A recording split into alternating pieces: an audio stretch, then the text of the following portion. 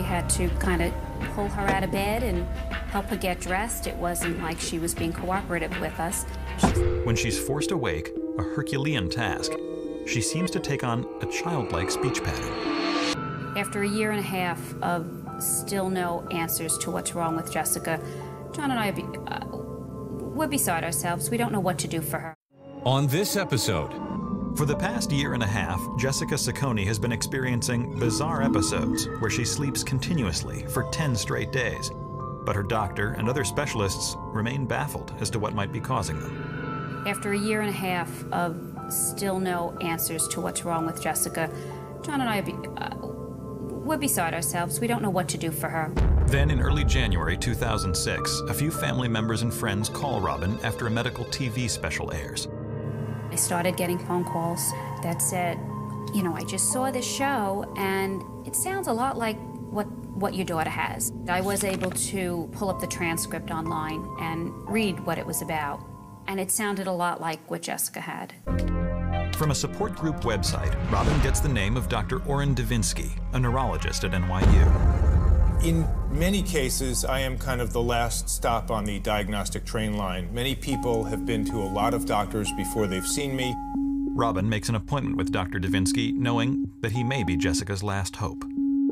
The first time I saw Jessica, she looked like a typical 15-year-old girl at that time. She was bright, she was alert, she was responsive, and I think she was frustrated by the lack of understanding and the lack of an answer. Robin begins to describe to Dr. Devinsky what their lives have been like for the last year. He understood what I was talking about. He couldn't diagnose it from just what I was telling him, but that the symptoms sounded like something he knew about. Dr. Devinsky told us that the next time I was in an episode, we would go to the hospital and he would monitor my sleeping. For the first time, the Ciccones look forward to an episode. And 2 weeks later, it happens. So I packed her bag and I packed my bag and off we went. Jessica is brought to the NYU Medical Sleep Center, where she sleeps for several days under intense scientific scrutiny. Jessica was hooked up to all this electrical equipment, wires coming out of her head, things on her chest. She was hooked up everywhere. During a sleep study, we measure the brain's electrical activity, or EEG. We measure heart rate, or EKG. During her episode, she was sleeping for much of the day, and when I would come and see her, she had a bit of a glassy-eyed look to her. I spent 4 days sitting and sleeping in the chair. It was a long few days. And just days later, Dr. Devinsky calls Robin with his diagnosis. He said he felt that she had Klein-Levin syndrome.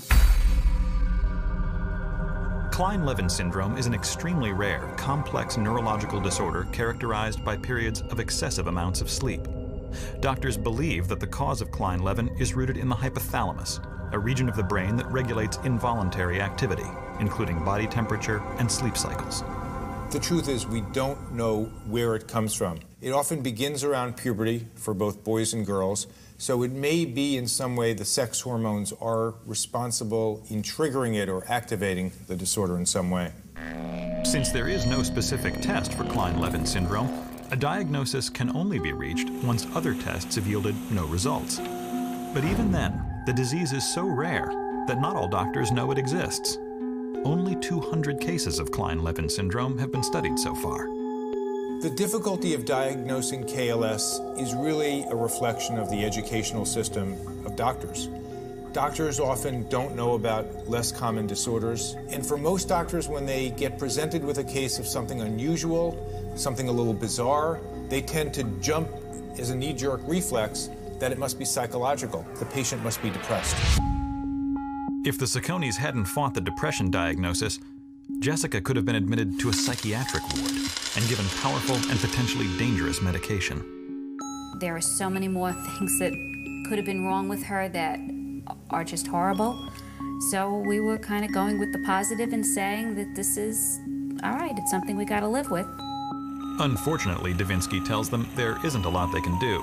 There is no cure for Klein-Levin syndrome, but there is a way to treat the symptoms. What we have her on at this time is Ritalin. It acts in a way like amphetamines or speed, and the hope is that if she starts to go into a period where she becomes very sleepy, that by stimulating her brain, we can at least dampen the amount of sleepiness she has. During an episode now, I take about 60 milligrams of Ritalin, which is 6 pills a day. The point of the Ritalin is to keep me awake, which makes me drink more and eat so that I don't get dehydrated. And it also makes it a lot easier on my mom to take care of me. There is some good news. In many cases, the disorder disappears as mysteriously as it appeared, often when patients reach their 20s. Of the patients that have been studied, more than 90% will outgrow the Klein-Levin symptoms. And even those who have some degree of it left after 10 years, it's usually much, much milder. To know that it wasn't terminal or I could grow out of it was definitely a relief. I think she should do well. Hopefully in 5 years, or certainly by 10 years, there's really an excellent chance symptoms will be gone. Today, the Sacconis have adjusted to Jessica's episodes. I think it's a challenge for Jessica to have this condition because she's always playing catch-up. I'm a little more motivated because I want to get into a good college, and this makes it really hard to do well. So I need to work a little harder. It makes me more motivated. I hope that in the future I will grow out of this and I can live normally and do what I want to do.